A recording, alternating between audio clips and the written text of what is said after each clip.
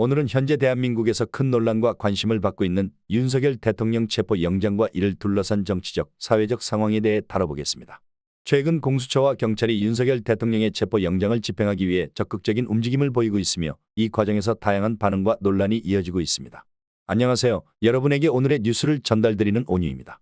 보시기 전에 좋아요와 구독 눌러주시면 감사하겠습니다. 그러면 바로 본론 시작하겠습니다. 오동훈 공수처장은 최근 국회에 출석해 대통령 체포를 방해하는 국회의원들조차 현행범으로 체포할 수 있다는 강경한 입장을 밝혔습니다.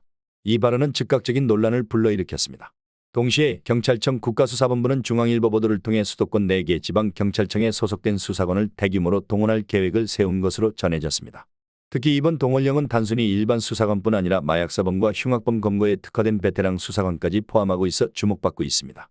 경찰이 이러한 자원을 대통령 체포 작전에 집중하는 것이 적절한지에 대해 여러 의견이 제기되고 있습니다. 경찰 측에서는 법 집행을 위한 불가피한 조치라고 주장하고 있지만 일각에서는 정치적 목적에 지나치게 치우친 조치라는 비판이 나오고 있습니다. 윤석열 대통령의 체포 시도와 관련된 소식이 전해지면서 대통령 관저가 위치한 한남동 일대는 긴장감이 감돌고 있습니다.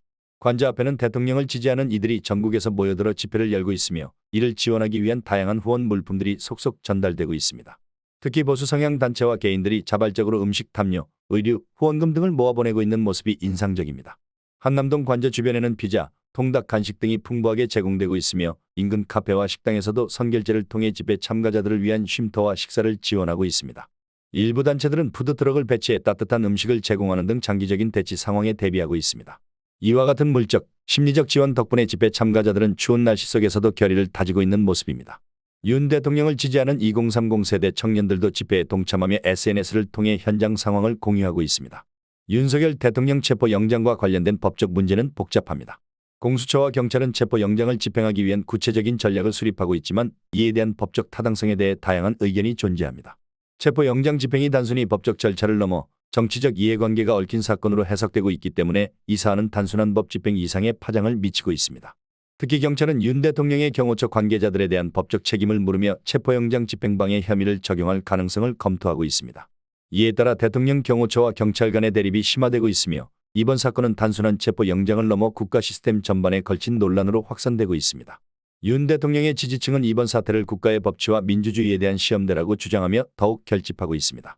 전국에서 관저 주변으로 물품과 후원금이 몰리고 있으며 보수 성향의 시민단체들은 윤 대통령을 지키자는 구호를 외치며 장기적인 대치 상황에 대비하고 있습니다. 집회 현장에서는 국가의 정당한 법치가 훼손되어선 안 된다는 주장이 나오고 있으며 일부 참가자들은 경찰과 공수처가 선을 넘고 있다며 강한 비판을 이어가고 있습니다. 반면 체포 영장을 지지하는 일부 진영에서는 법은 누구에게나 공평해야 한다며 강력한 법 집행을 요구하고 있습니다. 현재 상황은 단기간에 해결되기 어려운 양상을 보이고 있습니다. 체포 영장 집행이 현실화될 경우 정치권과 사회 전반에 큰 파장이 예상됩니다. 특히 공수처와 경찰의 대응이 어떻게 전개될지에 따라 사태는 새로운 국면으로 접어들 가능성이 있습니다. 한편 윤석열 대통령 관저 주변의 긴장감은 점점 고조되고 있으며 이에 따른 추가적인 사회적, 정치적 논란이 예상됩니다. 국민의 시선이 한남동으로 집중되고 있는